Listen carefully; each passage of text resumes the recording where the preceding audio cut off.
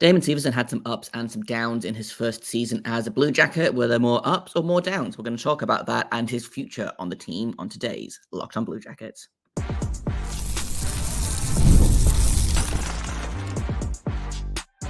You're Locked on Blue Jackets, your daily podcast on the Columbus Blue Jackets, part of the Locked on Podcast Network, your team every day. Hello and welcome to Locked on Blue Jackets, part of the Locked on Podcast Network, your team every day.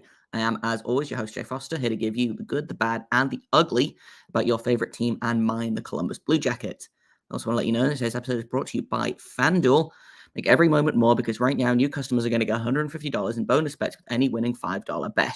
Just visit FanDuel.com/locked-on today to get started.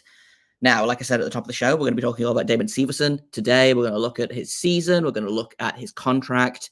We're going to look at the trade and sign that sent him to Columbus. And we're going to take a look at what his future could be on the team, what it should be on the team, and probably some potential defense partners for next season. So let's kick this off.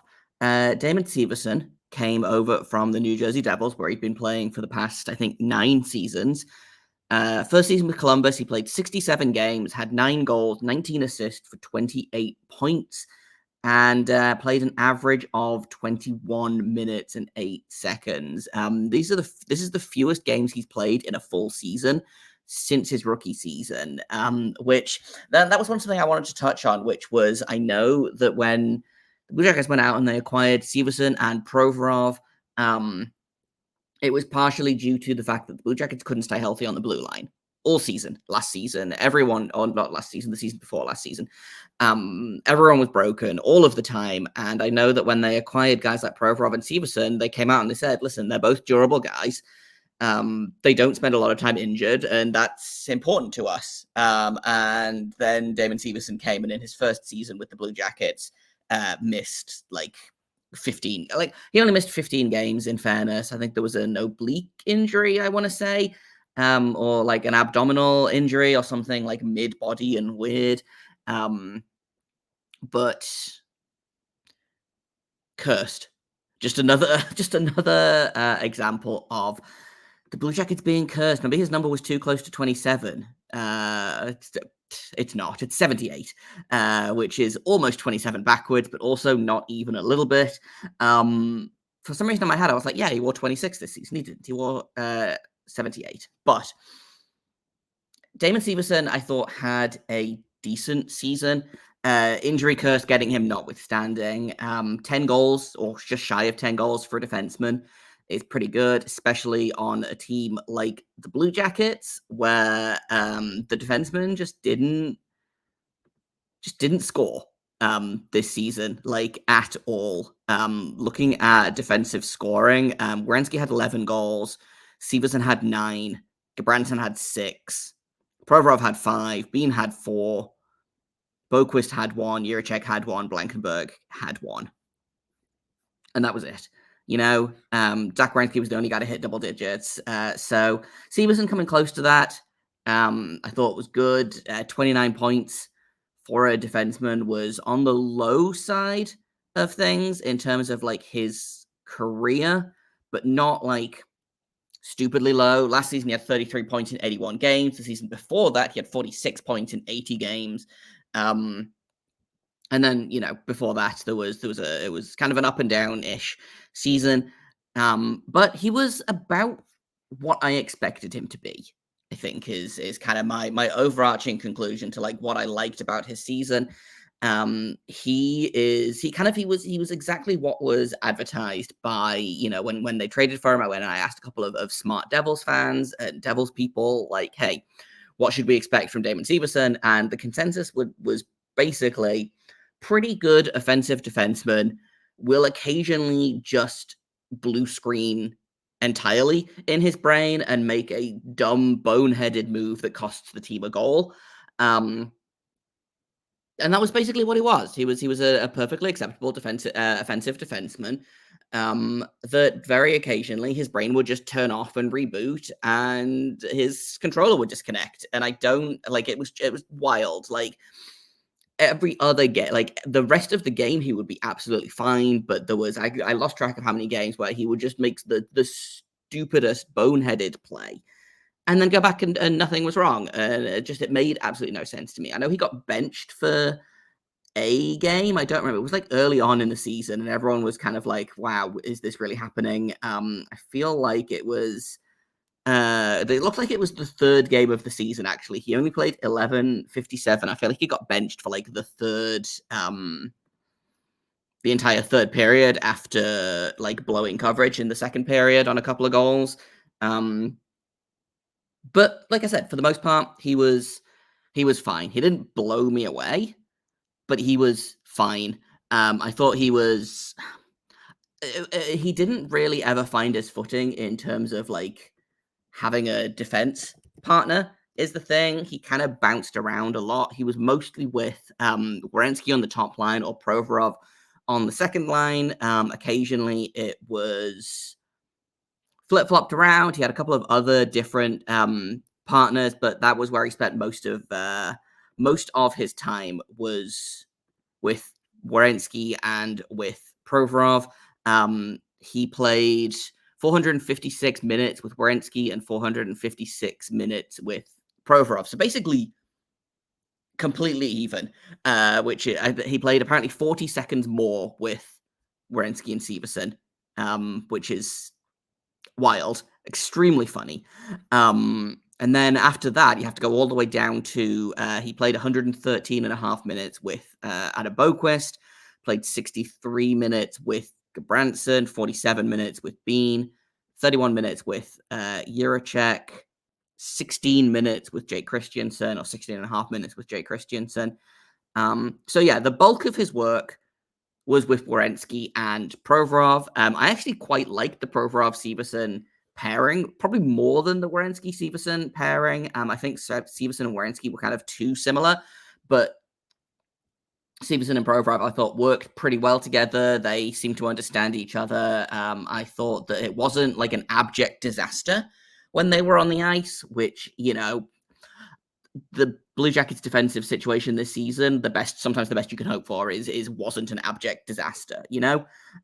So it'll be interesting to see what happens next season, because you want to see Matejchuk make a good stab at making the team. You want to see Jiricek on the team, or I do anyway, and maybe I'm in the minority there, but I don't think he learns anything with a third straight year in the AHL. We don't know what Provorov's situation is going to be. Is he going to be on the team? Is he going to be trade bait? Like, it's not out of the realm of possibility that they move Severson. I think it's unlikely based on that contract. And I think the team probably wants to keep him around. But like I said, it's not like completely out of the realm of possibility, you know? So we'll see what happens with Severson in terms of like who he plays with next season, things like that, what his role on this team is going to be next season. We'll talk about all of that in a little bit. Next, I want to talk a little bit about that contract, actually, and the trade and sign and kind of all of the situations about Damon Severson coming to the Blue Jackets. Was it worth it? Do I think the team regrets it? Things like that. So we'll talk about that in just a second here on Locked On Blue Jackets. First, I've got to tell you all about FanDuel. It's winner take all time in the NBA and the NHL, and FanDuel is giving you a shot to bring home a big win of your own. Right now, new customers are going to get $150 in bonus bets with any winning $5 bet. Just bet $5 on anything you want. Find the heaviest favorite you possibly can. If it wins, you get $150 that you can bet on spreads, moneyline, player props, and more. And it doesn't have to be the NBA or the NHL. You can do it on golf. You can do it on NASCAR. You could probably do it on professional wrestling. Just visit FanDuel.com/lockedon. Make every playoff shot count. FanDuel is America's number one sportsbook. Welcome back to Locked On Blue Jackets. We're talking all about Damon Severson today. We've talked a little about his season, what I liked about it, what I didn't like about it. I want to talk a little bit about that contract because I don't hate it. I said at the time that I thought it was probably $1 million too much and a year or two too long, and I still believe that. He is making $6.25 million until the end of 2030, 2031.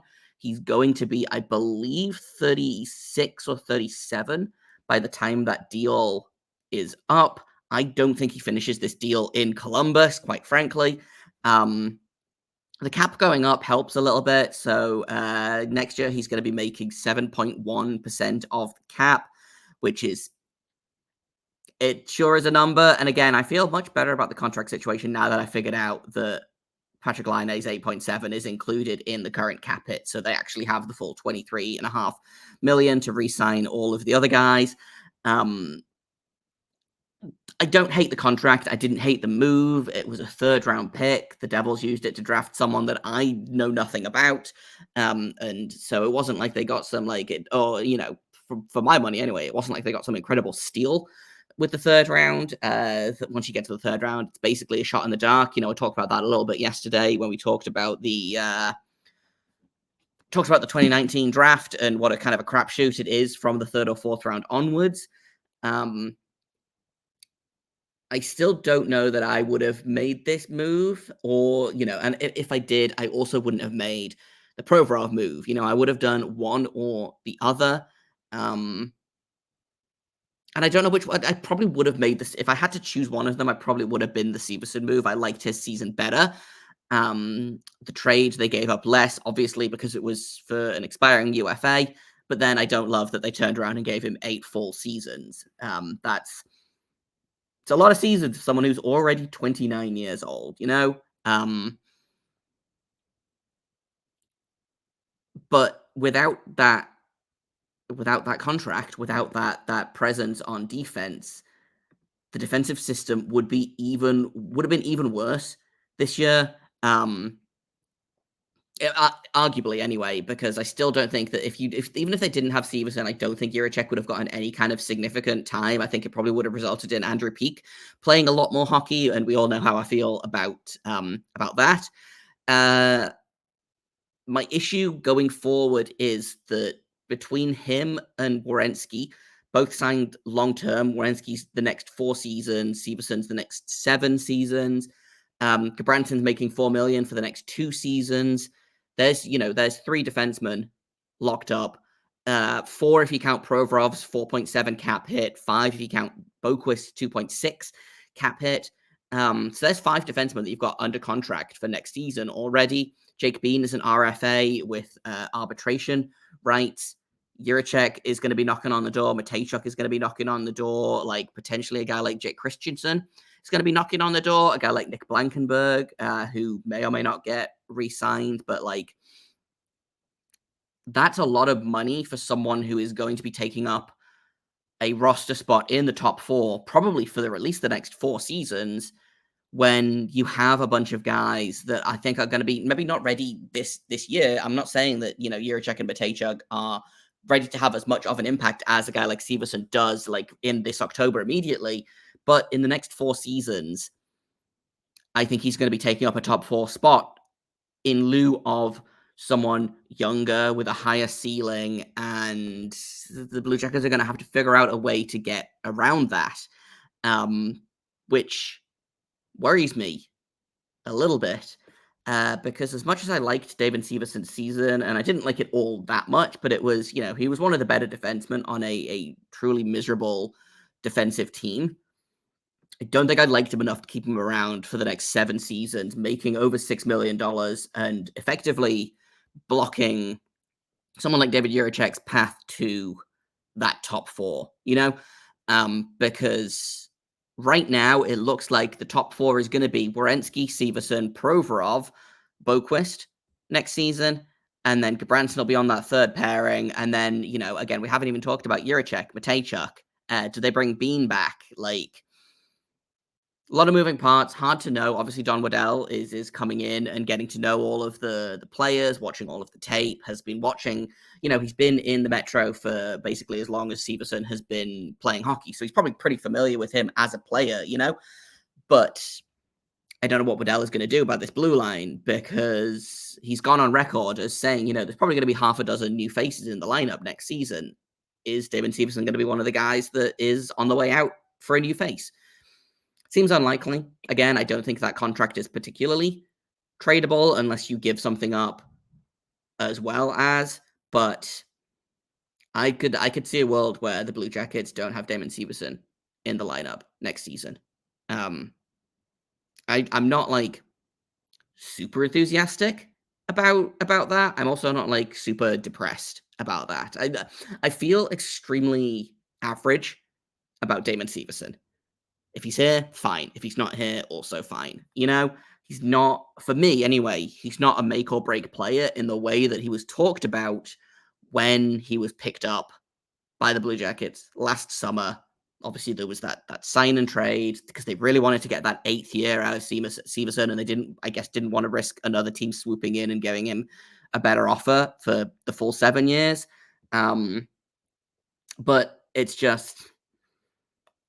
a lot of money for, and again, it felt a little bit like one of Kekalainen's, not necessarily panic moves, but or maybe it is panic moves. Maybe I'm tired of hedging around the fact that it was probably a panic move. It was Kekalainen wanted to make the playoffs this season and thought paying too much for too long for an older defenseman was the way to do that. And now here we are. So I don't think he was worth the contract. I don't think he was worth picking up. Maybe he'll turn, like, again, under a different system, under a different coach. Maybe we'll see. He looked really good, not last season, but the season before, his last season with New Jersey. He looked better defensively than he has for a lot of his career. The season before that, he looked better offensively for most of it than he has done for most of his career. Hit career highs and everything, but wasn't like great on the other side of the puck. So like if they can get back to, a happy medium of maybe getting like, if they can get 40 to 50 points out of Damon Severson next season, I feel fine about that. But again, like the biggest thing for me is that contract blocking young defensive prospects, them stagnating in the AHL, eventually getting tired, eventually wanting to go somewhere else. And, like Jiricek and Matejchuk are still extremely young. Like, I don't think either of them have turned 20 yet. I'm just double checking my my math on that. David Jiricek has turned 20. David Matejchuk is still only 19. But my point still stands. I wonder what the progression to NHL player could look like for a guy like Stanislav Svozil if Severson and Provorov hadn't been brought on, or a guy like Jake Christensen, who was looking really promising over the past handful of years, and then suddenly his path is blocked, So that's, again, it's not, a lot of my issues this season have not been with the players themselves. It's been with the management and the coaching, and it's not Damon Severson's fault that he was traded here and signed like a long-term deal. What was he supposed to say? No, don't sign me for that many years for that much money. I'll take less money for fewer years, Of course he's going to do that. And, I think the players should always get as much money as they possibly can. I'm always going to, respect that. It frustrates me, obviously. And I've been, fairly vocal about how I think that, Eric Branson's contract was too much for too long, et cetera, et cetera, et cetera. But I'm frustrated with Kekalainen for making the move, not necessarily with Severson for coming here and not immediately being, a top pairing defenseman. I think if we all kind of, and I'm kind of mostly talking to myself a little bit here, maybe, is Damon Severson as a second pair defenseman, I think is probably about as good as it's going to get. And I think we should all kind of adjust our expectations to that. And I think everyone, including me, will be a lot happier about that. But we'll see how the future goes. We'll see how next season goes for Damon Severson. I want to talk about that a little bit coming up next here on Locked On Blue Jackets.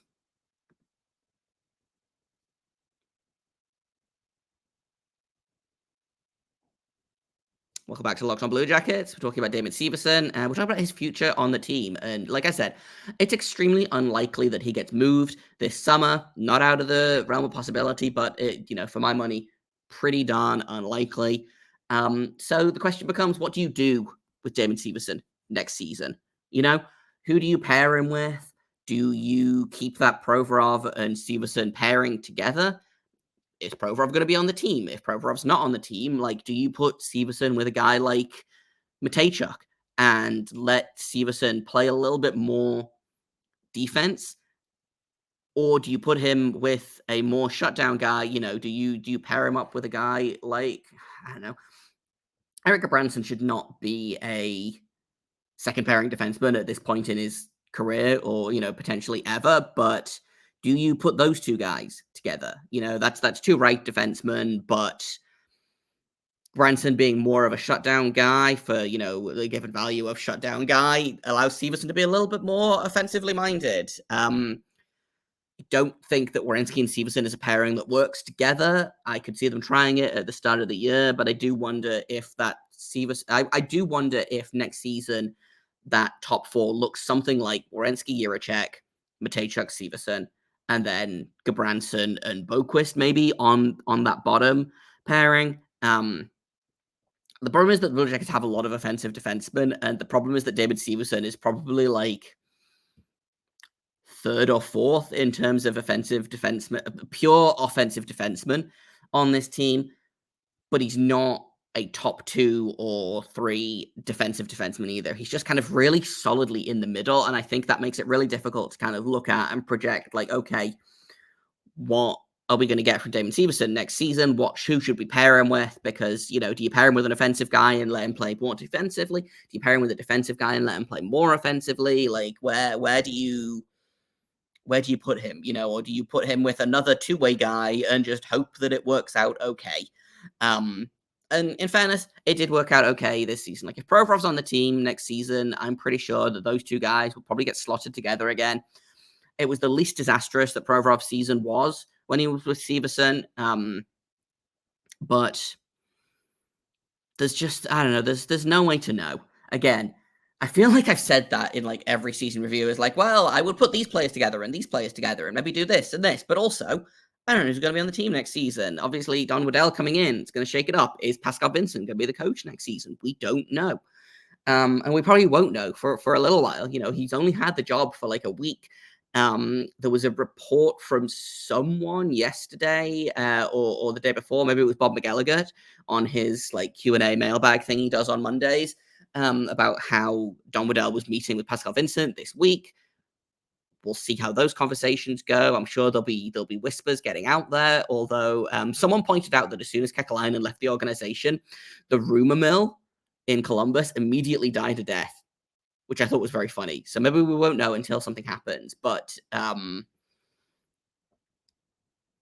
don't know what the coaching staff is going to look like. I don't know what the defensive core is going to look like. Is Jiricek going to be ready to be in the NHL, or is he going to go back to the AHL for a season? Is Matejchuk going to make the team? Is he going to make choices difficult? Because that's the other thing is it's all really going to come down to, I think, the prospect camp, which is happening in Buffalo in mid-September, not in Traverse City, Michigan, like it has for many years previous, and then training camp proper, and then the preseason. I would imagine both Jiricek and Matejchuk get the full 9 games evaluation at least, and then they'll go from there. But again, depends what happens at the draft in a couple of weeks. It depends what happens in free agency. It depends on what happens in trading through the summer, coaching. What does Don Waddell think of this team? Like, there's a lot of moving parts. So just to kind of wrap my thoughts up a little bit, my gut instinct is that Severson is on the team next season. And my gut instinct is that I'm not necessarily upset about that. I think they need to find the right partner because, like I said, he was pretty good with some guys and kind of a disaster with some other guys.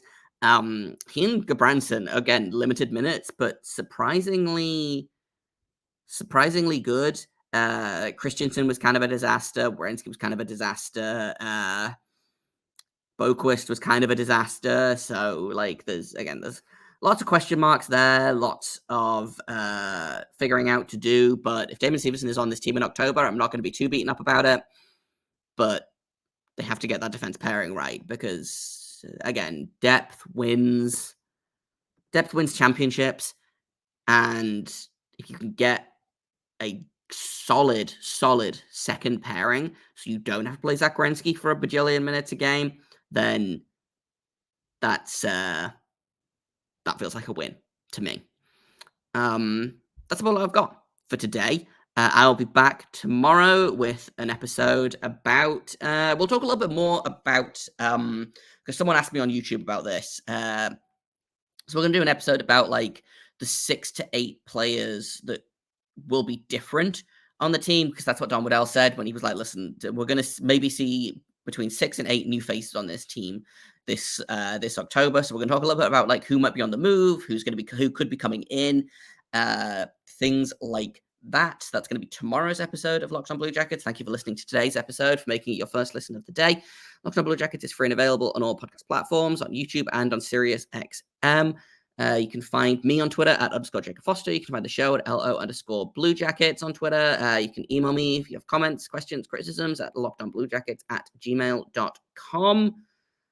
Thank you for listening, for making it your first listen of the day once again. And until tomorrow, make sure you stay locked on.